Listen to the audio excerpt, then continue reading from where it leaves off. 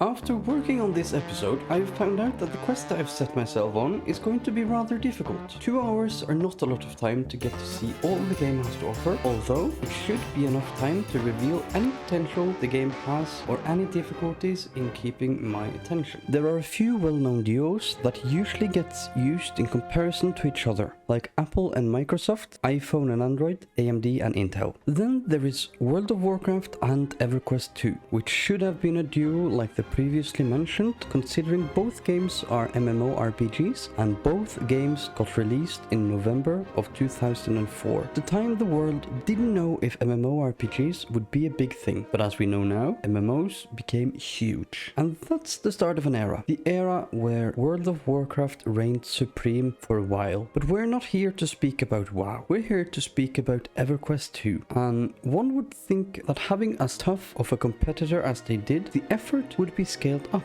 Now, it must be said that I did not play either of the games at release, so I can't speak about how they were to play at release. What I can speak about is how the game feels to play as a new player now, and oh my. The rant is going to either shed a light on the game, or it's going to shed a light on me as a picky critic. That's for you to decide. Without further ado, let's get into this. My first impressions of the keybinds were positive at first, until I found out that some of the keys that almost all games use for hotkeys to either the bags or the menu were clunky or non-existent as default. Where games use escape for the menu, this game had no default keybind to open the menu. And where other games use I or B to open the bags, this game used Alt I. This is in no way a big enough problem to make a big fuss about, but it's still rather annoying. With all that out of the way, let's look at some of the game's positive aspects in my opinion. The game has its own wiki style of in-game tutorial. That's a huge plus for players that know what they're looking for. But on the other side, for the players that don't know what they're looking for, it's overwhelming to say the least. I spent the better part of 5 minutes trying to find out how I could customize my action bars. I know that I could just have googled it, but I didn't succumb to the temptation. When I found what I was looking for, it took little to no time to get it set up. The user interface was highly customizable, well, the bars were, and that should also be counted as a positive. It shows to me that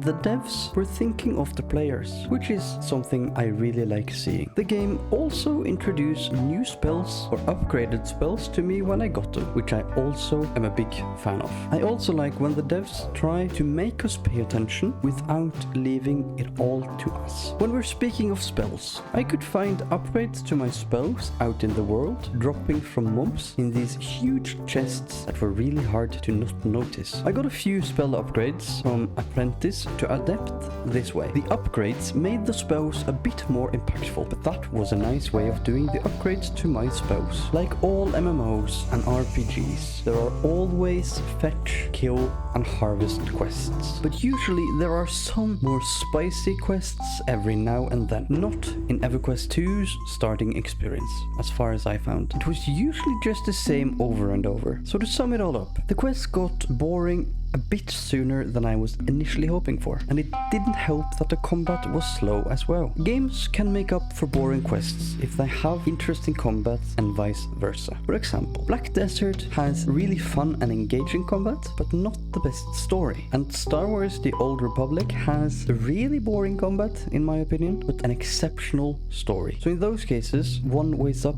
for the other. But when there are deficiencies in both of these aspects, I think there will be a problem in the long run to keep up the player retention. Continuing on to the problems I found with the combat, more specifically, the pacing of the combat. It was slow, to say the least, but to be fair, it did get better within the 2 hours I played. Not crazily changed, but still better. On the other hand, the tab targeting in this game is in no way smart. And by that, I mean, when I tried to change to another mob I was already engaged in combat with, it would rather target a neutral mob far, far away from me to pull that to me instead. Don't get me wrong, I never felt in any danger of dying in the game, even if I wanted to. The combat works quite well with one mob in focus, but when there's a few, it felt like it took longer than needed. But that's mainly because I didn't have all that many AoE abilities, only one to be exact. So I had to target the mobs individually. If on the other hand, I had more a wee bit of this, I think the experience would be different. But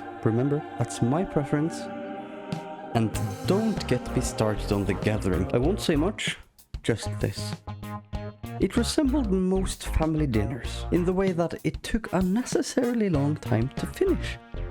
Onto the rewards. It's too early to tell how the game will reward different playstyles like exploring, dungeoneering, etc. But with the game giving me a welcome home gift that had just a few items that I actually could use, and the rest of the items being a lot higher level, 50 and 70, which ended up just cluttering my inventory instead. That did not feel very rewarding nor welcoming. The one selling point for me when it comes to the entirety of my experience with Everquest 2 must be the feeling of wanting to get to know your character. That feeling alone was worth a lot in retrospect. It also made me want to stick with the character just to feel how the progression would be like, but it wasn't enough for me to change my mind in the big picture. I had some moments where I asked myself if I was having fun, and without hesitation the answer was no. So to answer the question about if this game makes it onto the list of me giving it more time, the answer is also